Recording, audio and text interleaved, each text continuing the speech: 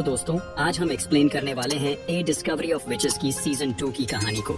शुरू करने से पहले अगर आपको वीडियो पसंद आती है तो लाइक करना मत भूलना और चैनल को सब्सक्राइब करके नोटिफिकेशन बेल को ऑन कर लेना। तो चलिए बिना किसी देरी के बढ़ते हैं स्टोरी की तरफ। तो एपिसोड 3 की शुरुआत में एना फिर से मेरी सिडनी से मिलने गई और उसके साथ एक्सपेरिमेंट्स किए। बाद में मेरी सिडनी को पता चला कि एना एक पुरानी किताब ढूंढ रही है। मेरी ने सुझाव दिया कि एना क्वीन के एस्ट्रोलॉजर के पास जाकर अपनी किस्मत आजमाए। मैथ्यू और एना ने मेरी की सलाह मानी और एस्ट्रोलॉजर डॉक्टर डी से मिले। डॉक्टर डी ने बताया कि उसके पास एशमोल मैन्युस्क्रिप्ट थी, लेकिन जब वो ट्रैवल कर रहा था तब किसी ने उसकी किताब चुपके से बदल दी।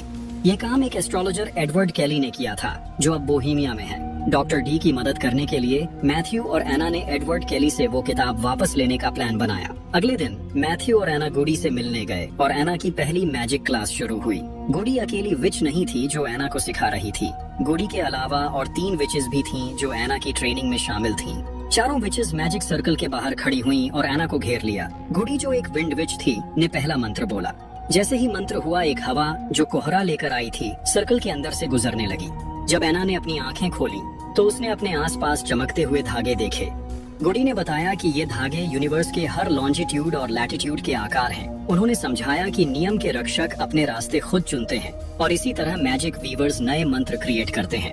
हर मैजिशियन को अपना खुद का एलिमेंट ढूंढना पड़ता है। आज गुडी के साथ जो 3 विचेस थीं, वो वाटर और फायर के प्रतिनिधि थीं। उन्होंने अपने एलिमेंट्स को एना के साथ शेयर किया। एना को सिर्फ सबसे मजबूत धागा छूना था। उसने पहले एक धागा छुआ, फिर दूसरा, लेकिन उसके सामने इतने सारे धागे थे कि हर एक उसे अपनी तरफ खींच रहा था। ये देखकर एना बिल्कुल उलझन में पड़ गई कि कौन सा धागा छुए। जब गुडी ने उसे रोका तो एना समझ नहीं पाई कि उसने क्या गलत किया। वो किसी भी धागे को सही से छूने में सफल नहीं हो पाई। गुडी भी हैरान थी, क्योंकि उसने आज तक ऐसा केस नहीं देखा था। आम तौर पर विचेस सिर्फ एक ही एलिमेंट के साथ पैदा होती हैं और वही लाइन देख सकती हैं, लेकिन एना ने चारों एलिमेंट्स को देखा था। शायद एना के अंदर चारों एलिमेंट्स थे, इसी वजह से वो तय नहीं कर पाई कि कौन सा धागा छूना है। इसी बीच मैथ्यू को पता चला कि विलियम और क्वीन उनके रिश्ते के बारे में जानते हैं, इसलिए मैथ्यू ने खुद ही पहल करते हुए एना को विलियम से मिलवाया। जैसा कि उम्मीद थी, विलियम मैथ्यू और एना की शादी को छुपाने पर बेहद नाराज था। विलियम ने ये भी कहा कि क्वीन ने मैथ्यू की वफादारी पर सवाल उठाया था। अगले दिन क्वीन मैथ्यू को अपनी बात समझाने का मौका देने वाली थी। मैथ्यू को यकीन था कि क्वीन दोनों को अलग करने की कोशिश करेगी। अगले दिन मैथ्यू और एना ने अपने आप को छुपाने के लिए अपना हुलिया बदला और क्वीन से मिलने गए। क्वीन के सवालों का समझदारी से जवाब देकर मैथ्यू और एना अपनी शादी का राज छुपाने में कामयाब रहे। मुश्किल तो टल गई, लेकिन शक के बीज बो दिए गए थे। क्वीन अब पहले की तरह मैथ्यू पर भरोसा नहीं कर सकती थी। क्वीन, जो इंग्लैंड की रानी थी, मैथ्यू और एना के बारे में सब कुछ जानती थी। यहाँ तक कि जब दोनों एस्ट्रोलॉजर से मिलने गए तब भी उसे खबर थी, लेकिन उसे ये नहीं पता था कि एस्ट्रोलॉजर के साथ दोनों क्या कर रहे थे। मजबूरी में मैथ्यू ने सच बोल दिया और एडवर्ड केली के बारे में बताया। ये सुनकर क्वीन ने इस मामले में दिलचस्पी लेना शुरू कर दी। एडवर्ड केली के बारे में कहा गया था कि उसने सॉर्सरर स्टोन बनाया था। ये सुनकर एना को तुरंत समझ आ गया कि क्वीन अमर होना चाहती है।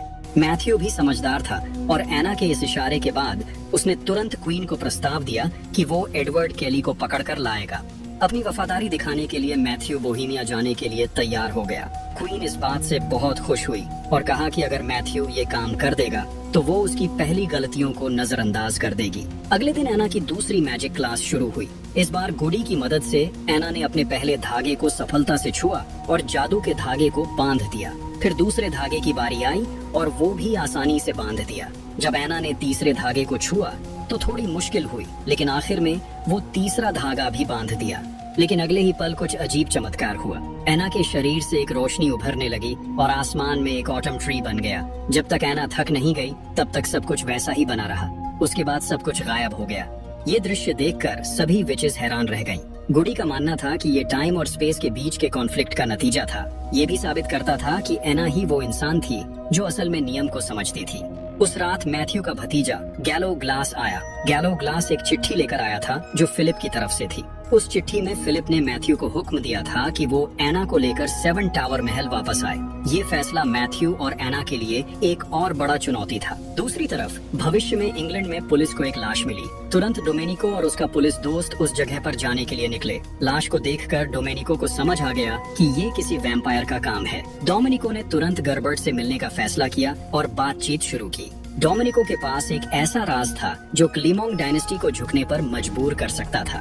ऑक्सफोर्ड में एक वैम्पायर लोगों को मार रहा था और ऐसा पिछले कई 100 सालों में कभी नहीं हुआ। अफवाह थी कि क्लाइमोंग फैमिली की ब्लड लाइन खराब हो गई थी। डोमिनिको का इनाम इस बार ये था कि उसे वेनिस वापस भेजा जाए, जहां वो पहले राज करता था। इसी दौरान ऑक्सफोर्ड यूनिवर्सिटी की एक सुनसान गली में एक जवान लड़का चल रहा था। उस लड़के को अचानक महसूस हुआ कि कोई अजीब और डरावना सा साया उसका पीछा कर रहा है। लड़का घबरा गया, लेकिन वो समझ नहीं पा रहा था कि क्या करे। उसने आसपास देखा और एक अजीब सा साया अचानक हिलता हुआ नजर आया। तभी एक शक्ल गली के दूसरे किनारे से सामने आई और उस जवान लड़के को गिरा गई।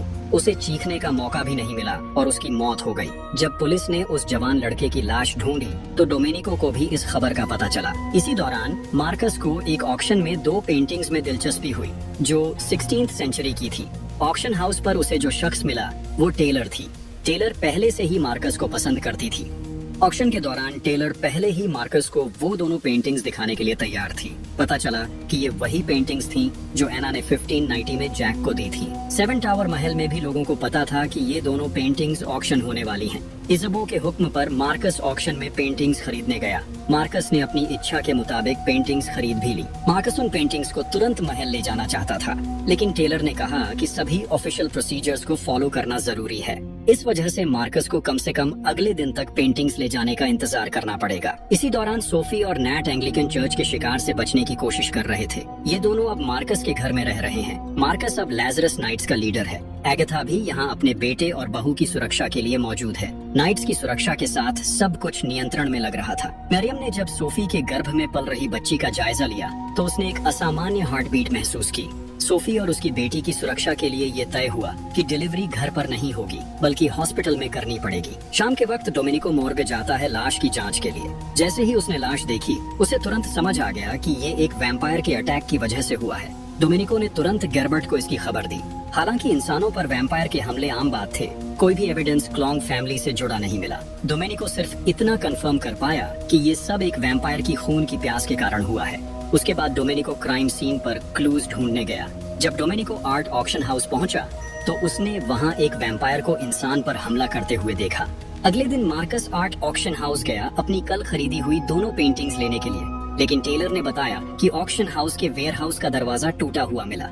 हैरानी की बात ये थी कि उन दोनों पेंटिंग्स के अलावा और कोई चीज नहीं चुराई गई थी। रात की ड्यूटी पर जो सिक्योरिटी गार्ड था वो भी गायब था। दोनों पेंटिंग्स चोरी होने के बाद भी मार्कस ने टेलर का पीछा करना नहीं छोड़ा। मार्कस ने सफलता से टेलर को डिनर पर बुलाया, लेकिन डोमिनिको की अचानक एंट्री ने पूरे माहौल को खराब कर दिया। डोमिनिको मार्कस से मिलने आया था। मार्कस का इंसान पर हमला करने वाले वैम्पायर से कोई लेना देना नहीं था। ये कंफर्म करने के बाद डोमिनिको ने अपना असली मकसद बताया। पता चला कि ऑक्शन हाउस का सिक्योरिटी गार्ड रात को टुकड़ों में मिला था। डोमिनिको को पुलिस के आने से पहले जगह को साफ करना पड़ा। अब डोमिनिको कंफर्म करता है कि मार्कस को इस मर्डर के बारे में कुछ नहीं पता और न ही हाल ही के वैम्पायर अटैक्स के बारे में।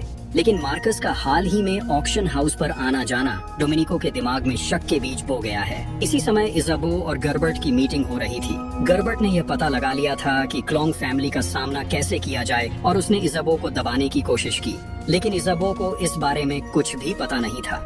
गरबर्ट भी इज़ाबो का कुछ नहीं बिगाड़ सका। टेलर, जो मार्कस के घर पर सो नहीं पा रही थी, इधर उधर घूमने लगी। उसने सबसे पहले फ्रिज में एक बैग देखा जो खून से भरा हुआ था। फिर उसने मार्कस की पुरानी तस्वीरें देखी।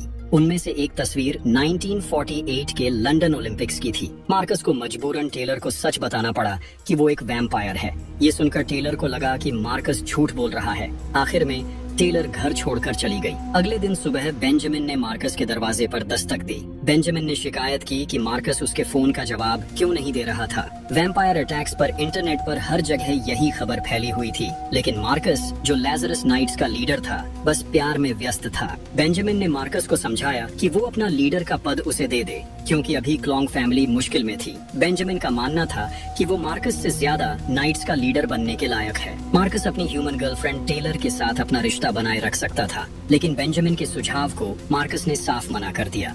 इस बीच इजाबो को पता चल गया कि मार्कस ने अपनी असली पहचान एक इंसान के सामने उजागर कर दी थी। इजाबो ने मार्कस को 7 टावर महल वापस बुलाया ताकि वो इसका जवाब दे सके। इसी दौरान डोमेनिको को पता चला कि मैथ्यू और एना के पोर्ट्रेट्स चोरी हो गए हैं। जब मार्कस वापस महल आया तो इजाबो ने उसे आदेश दिया कि वो टेलर को मार डाले ताकि उसकी असली पहचान छिपी रहे। मार्कस ने समझाया कि टेलर को लगता है कि वो बस एक पागल इंसान है और उसने मार्कस की बातों पर विश्वास नहीं किया। इजाबो ने ये सुनकर मार्कस पर और दबाव नहीं डाला और टेलर को जिंदा रहने दिया। मार्कस को नाइट्स का लीडर बनने की जिम्मेदारी लेनी थी। इजाबो ने ऑक्सफोर्ड में हो रहे वैम्पायर के हमलों के बारे में भी बात की। फिलिप ने ऑर्डर और नाइट्स का गठन इसलिए किया था ताकि वैम्पायर रेस का अस्तित्व बना रहे। इजाबो के परिवार में एक जेनेटिक डिजीज थी, लेकिन इजाबो को ज्यादा ब्लड लस्ट नहीं थी। मैथ्यू उतना भाग्यशाली नहीं था और उन्हें ये बीमारी हो गई।